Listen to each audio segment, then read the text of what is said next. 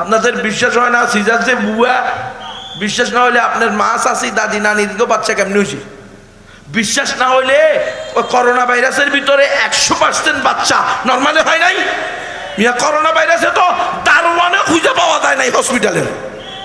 Corona ভাইরাসের সময় তো দাত্রী আছে না, দাত্রী মা গ্রামে গ্রামে ওই যে মুরব্বী মহিলারা, এরাও তো বাড়ি থেকে বাইরে নেয়। ওদের ছেলে মেয়েরা খবরদার ঘরের ভিতরে বসো, বাড়ির সামনে মান্দার কাটা দিয়ে ফেরা দিছে, ঘর থেকে বাইরে তোমার আর ঘরে ঢুকতে দেবো না, করোনা করোনা। ঘরের ভিতরে কত আমি পান খামো করতে গিয়ে তোমার পান চা নাস্তা দর বলে রক্ত বিক্রি করি আনি দেবো, তবুও ঘরের ভিতরে করোনা ঢুকাইও না। এখন কারো বাড়িতে গেলেই তোমার করোনা ধরবো, আমরা সব শেষ হয়ে যাব কিরে। তো ওই সময় বাচ্চা হয় নাই, হয়েছে 100% নর্মালে হয়েছে। ওরা ভয়ে আছে, আতঙ্কের মধ্যে আছে, সন্তান কমানো যায় না। এবার কি করছে সুকৌশলে সিজার। এই সিজার হইল মুসলিম নিধনের একটা মাধ্যম। মুসলমানদের সংখ্যাবর্ধির মাঝখানে একটা বড় প্রতিবন্ধকতা হলো এই সিজার। এই সিজারটাকে এমনভাবে করে, এটা ভয় ঢুকাই দিছে, সিজারে যদি বাচ্চা নাও একটা দুইটার বেশি নেওয়া সম্ভব না। এই ভয় ঢুকাই দিয়া সিজার করে। সিজার করে এরপরেও মানুষ মানে না। আমার এক বড় ভাই আছে মৌলানা সাহেব, সেও আলেম, তার বউ আলেম। তার বউ বলছে সিজারে বাচ্চা যে কটা হবো এই কটা নেব, সিজারে হইতে থাকবো। যে ডাক্তারে বলে যে আপনার আর বাচ্চা হবে না, কয় এই ডাক্তার ডিলেট, এই ডাক্তার কাছে আর যাবো না, আরেক ডাক্তার নতুন ডাক্তার নেবো। কারণ হলো আমি আল্লাহকে জালেম মনে করি না।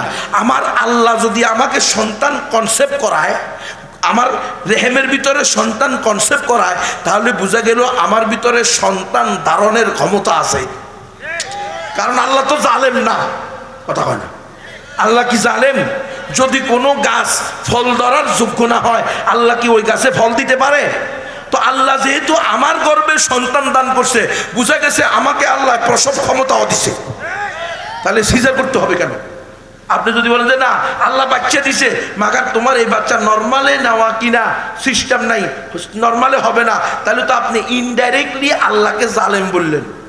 আমার বোধ দ্বারা যেটা সম্ভব না, আল্লাহ সেটা ছাপাইয়া দিছে। নাউযুবিল্লাহি মিন যালিক। আল্লাহ তো জালেম না, ওয়ালা ইয়াযলামুনা ফাতিলা, লা ইউকাল্লিফুল্লাহু নাফসান ইল্লা উসাহা। আল্লাহ কোনো ব্যক্তিকে তার সাধ্যের অতিরিক্ত বোঝা ছাপাইয়া দিতে পারেন না। দেখেন না এই যে পিচ্ছি, এর যদি আমি 2 মণ উঠাইয়া দিই, তাহলে এটা ওর উপর জুলুম হবে না? কথা বলেন না কেন? সে কি 2 মণ পারবে? পারবে না। আল্লাহ এত বড় জালেম না, বরং তোমাদের হবু এমপি, হবু মন্ত্রী, হবু সরকারেরা জালেম। এমন ঋণ করছে, এমন সুদের উপরে টাকা নিছে, এই পিচ্ছি কিছু বোঝে না। ও 2 লাখ টাকা ঋণী, আজকে যেটা জন্ম হয়েছে এটা 2 লাখ টাকা ঋণ নিয়ে জন্ম হয়েছে। পরিমাণ জুলুম তোমার আর আমার উপরে হয়েছে, সারা দেশের উপরে। এরা বলতে পারবো না, হাসতেছে যে প্রত্যেকে 2 লাখ টাকা করে ঋণী। যদি বুঝতো 3 মিনিট কানতে হইল, কেমনি 2 লাখ টাকা ঋণ হইলাম। এখনো তো 2000 টাকা একসাথে পকেটে নিনি প্রত্যেকে। এরা এত জালেম। তো জুলুম করতে করতে এরা এখন আল্লাহকে জালেম বানাইতে চায়। নাউযুবিল্লাহ। খবরদার, ওলামায়ে কেরামের প্রতি আমার আকুল আবেদন, ওলামায়ে কেরাম যারা মুসলমান মোমেন তাদের উপরে আমার আকুল আবেদন, সিজার হবে না। আমাদের মা চাচি দাদি নানি খালারা সিজার করছে, কথা বলেন না কেন?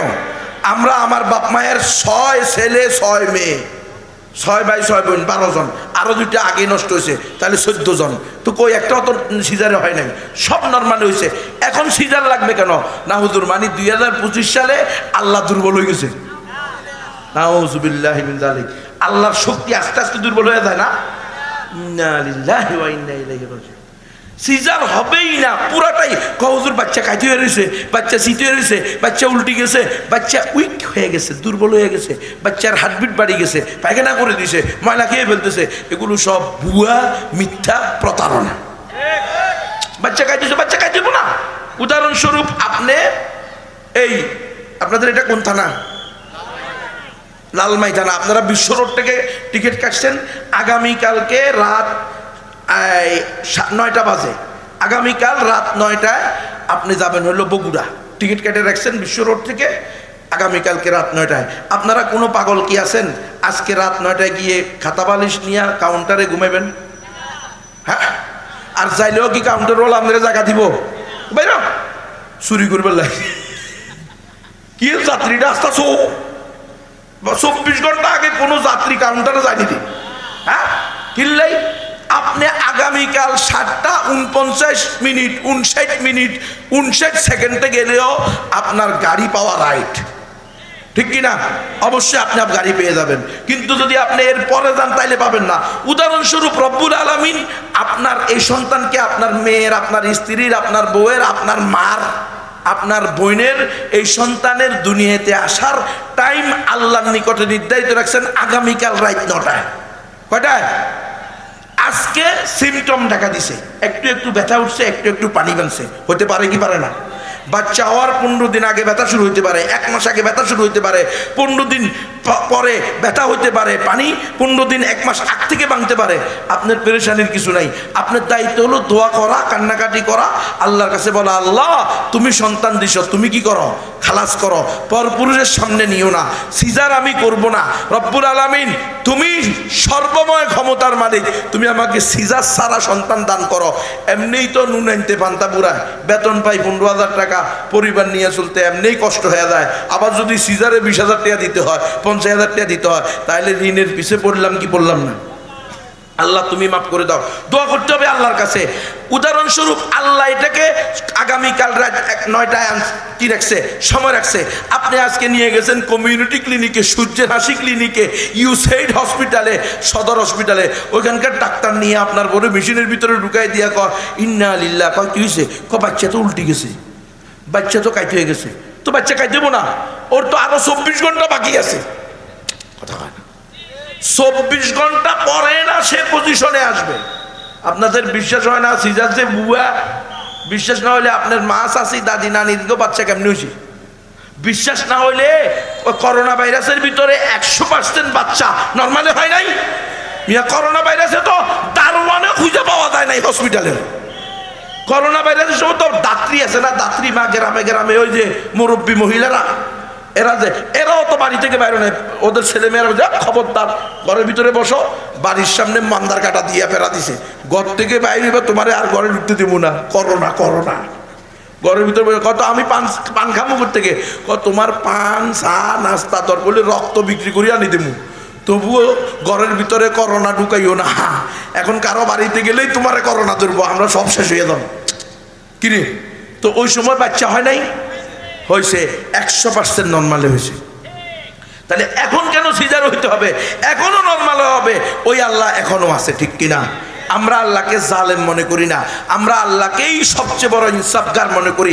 আল্লাহ তাআলা যদি সন্তান দেন নর্মালি হবে। এই মুসলমান, ভুল বুঝিয়েন না, আমার নিজের অভিজ্ঞতা, আমি সারা দেশ সফর করে দেখছি, যত জায়গায় গেছি আমি জিজ্ঞেস করছি। অনেকে বলে না এই আধুনিক চিকিৎসা বিজ্ঞান, এরা বলে যে আমরা আধুনিক শিক্ষার মাধ্যমে মা ও শিশুর মৃত্যুর হার কমিয়ে দিয়েছি। বলেন নাউজুবিল্লাহ, ঈমান থাকবে? শিক্ষার উন্নয়নে মানুষের মৃত্যুর হার কমে গেছে, আর চিকিৎসার অনুন্নত কারণে মানুষ বেশি মরছে। এ কথা কি সঠিক? 100% মিথ্যা কথা। এই লাল রুমালওয়ালা মুরব্বী, আপনি বলেন আপনার বয়স কত? কমে না, এই উনি, আপনার বয়স কত? 65। ওই মুরব্বীর বয়স কত? 70। এই একজন পাওয়া গেছে আল্লাহর ওলি। আপনি আজ থেকে 50 বছর আগে যখন আপনার বয়স ছিল 20 বছর, তখন আপনি টাকরা যুবক, ঠিক না রে?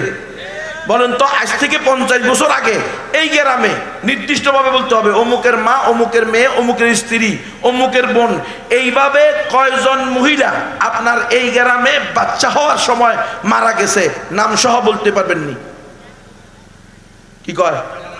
জানা নাই। ওই ডিজিটালের আতেক, এই স্মার্টনেস শুন, এই জেনজিরা, আপডেট ভার্সনেরা শুন, কি কইছে শুন, কইছে একজনও জানা নাই, কইছে না?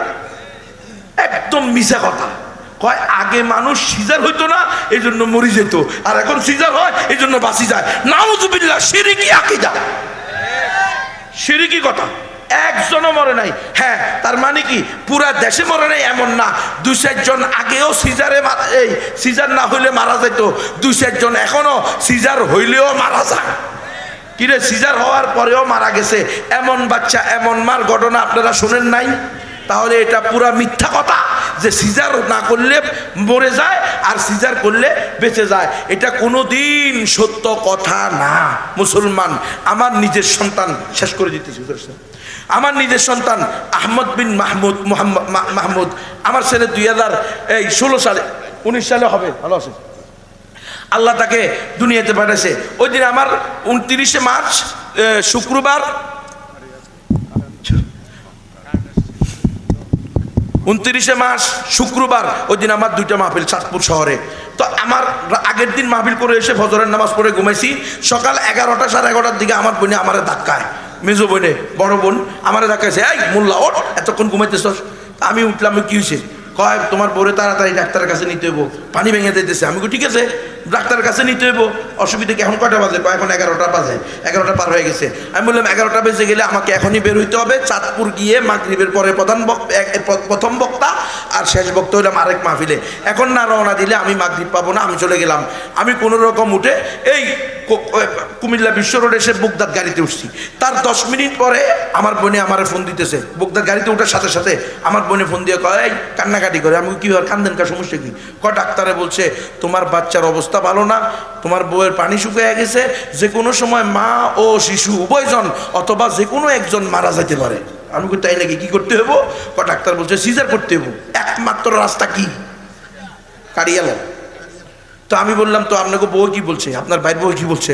তোমার বউ বলছে নর্মালে চেষ্টা করার জন্য। পরে ডাক্তার নিয়ে সেটি গেছে, গাইনি বিশেষজ্ঞ ম্যাডাম হেতেনে সেটি গেছে। সেটি কয়, জান বাইরন বাইরন, আপনাকে রুগী, আপনাকে চিকিৎসা আমরা করবো না, আপনারা বেশি বুঝেন। ওই যে হাতে পায়ে মুজা, হুজুরের বউ, কথা বোঝেন নাই, এই জন্য বেশি জান আমরা করছি যে আমরা আপনাদের চিকিৎসা আমরা করবো না। তা আমি বলছি ঠিক আছে, কি করবেন এখন? হাসপাতালে নিতে হইতে পারে। আমি সব ঠিক আছে, চিন্তা করেন, বাড়িতে যান, আমারে জানায়েন, আমিও চিন্তা করি। 10 মিনিট পরে আমার আব্বা জান রহমতুল্লাহ আলাইহি আমারে ফোন দিয়েছে। ফোন দিয়ে এই মোল্লা, কিসের ওয়াজ? ওয়াজ তো আমার বউ বাসা, নাতি বাসা। আমি বললাম, আব্বা বাসাইবো তো আল্লাহ, বাঁচানোর মালিক কে? আমি কেমনে বাঁচাবো? কি সমস্যা বলেন? বলে হাসপাতাল নিতে। আমাকে সমস্যা নাই, হাসপাতালে নিয়ে যান। আপনি আছেন, আমার আব্বা, আর আমার শ্বশুর আছে, আমার স্ত্রীর আব্বা, আমার শাশুড়ি আছে, আমার বোন আছে, আমার ভাগ্নি আছে, আমার বড় বোনেরা 2 জন ফেনীতে আছে, নিয়ে যান। আমার বাড়ি গুণবতী, গুণবতী, বুঝছেন নি? গুণবতীও আছে, ওনারা ঘরে থাকে না, আর আমি গুণবী হইয়া বাইরেছি আর কি। গুণবতীরা তো বাড়িতে আসবো না। আবার আপনাকে গণতন্ত্রে গুণবতী টুনবতী নাই, সব বাইরে যাবো। আল্লাহ হেফাজত করুন। তো আমি বললাম নিয়ে যান। আমি গাড়ি পাঠাই দিচ্ছি, হাজ গাড়ি পাঠাই দিচ্ছে, নিয়ে গেছে ফেনীতে। ফেনীর এক কি বলে এটাকে, প্রাইভেট হসপিটাল, নাম বলবো না। ওই হসপিটাল নেওয়ার পরে ওই ডাক্তার নিয়ে কয়, হ্যাঁ কে বলছে? পানি 5% আছে। পানি আছে মাত্র 3%, অলরেডি হার্টবিট বাড়ি গেছে, এটা যে কোনো সময় মারা যাবে, তাড়াতাড়ি জবাই করি, আইসিইউতে ঢুকাইতে হবে। কথা বলছেন না? আমার আলিয়া কর নর্মালে চেষ্টা করেন। আল্লাহু আকবার। বোঝো নাই? বউ বানাইতে বলো, তোমরা তো বউ বিয়ে করো নাই, তোমরা বোর কাছে বিয়ে বসছো, কারণ প্রথম রাত্রে বোর কাছে পা ধরে মাফ চাইছ, বউ মাফ করি দেন, 5 লাখ টাকা দেন, মোহর ধরছি, বুঝি নাই, দিতে পারিব না। তো বউ কয় ঠিক আছে শোনা বাবু, মাফ করে দিলাম, সারা জিন্দিগি আমার কথা মতো চলিও। এই জন্য সারা জিন্দিগি বোর কথা মতো চলে, কথা খানা। ওই যে আল্লাহ সিস্টেম মানো নাই, মানছো তো বান্দা সিস্টেম। তোমার কইছে কে 5 লাখ টাকা দেন মোহর, 5-10 লাখ টাকা দেন মোহর ধরার? আমার কাছে আছে 50,000 টাকা, শ্বশুর আব্বা পছন্দ হইলে মাইয়া বিয়ে দেওয়ার, নাইলে আসতে পারো, রাস্তা মাপো, কথা কয়। তোমার মেয়ে থাকলে জামাইয়ের অভাব নাই, আর আমি সুপুরুষ থাকলে আমার স্ত্রীর অভাব নাই, কথা কয়। এই মাইয়াই বিয়ে করতে হবে, এটা কি ফরজ না ওয়াজিব? যে আমারে 50,000 টাকা দেন মরে দিব, আমি তার বিয়ে করব, এই কথা কবে তো সাহস নাই। ওই ফেসবুক, ইউটিউব, ইন্টারনেট ঘাটতে ঘাটতে সব গেছে, মোর শেষ। আল্লাহ আমাদেরকে বুঝার তৌফিক দান করুক, সময় নেই। আমার আলিয়া বললো যে ঠিক আছে আপনি ওষুধ দেন। ওই ডাক্তার ঠিক আছে 2 ঘন্টার ওষুধ দিলাম, 2 ঘন্টা পরে সিজার করতে হবে। আমার আলিয়া বললো আগে 2 ঘন্টার ওষুধ দেন। 2.5 ঘন্টার পরে ওই ডাক্তার নিয়েও ঠিক আছে, হ্যাঁ গতকালকে বৃহস্পতিবার ছিল, সরকারি চাকরি করছি, আগামীকালকে শনিবার সরকারি চাকরি ডিউটি করুম, আর আজকে অফ ডে, রেস্ট ডে।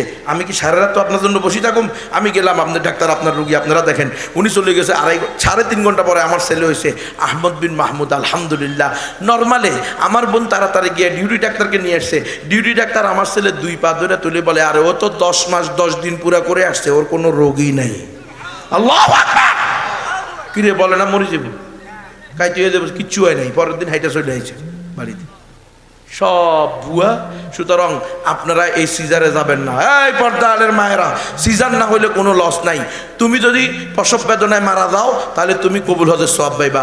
তোমার সন্তান যদি প্রসবের সময় মারা যায় তাহলে সন্তান তোমাদের স্বামী স্ত্রীকে জান্নাতে নিবে। যদি কেউ না মরো, মাও মরো নাই, বাচ্চাও মরে নাই, প্রসব বেদনা সহ্য করছো, তো প্রত্যেক প্রসব বেদনা সহ্যের জন্য তুমি একটা করে কবুল হজের সওয়াব পাইবা। তাকবীর, কোনো লস নাই। আর সিজার করলে বাচ্চাও অসুস্থ, মা তো পুরাই প্রতিবন্ধী। এই জন্য সিজারে যাবেন না তো ইনশাআল্লাহ। আর ইসলামই একমাত্র সঠিক ধর্ম, অন্য কোনো ধর্মকে সঠিক বলবেন না তো ইনশাআল্লাহ। আল্লাহ আমাদের সবাইকে পরিপূর্ণ প্র্যাকটিসিং মুসলমান তৌফিক দান করেন, আমিন। ওয়া আখিরু দাওয়ানা।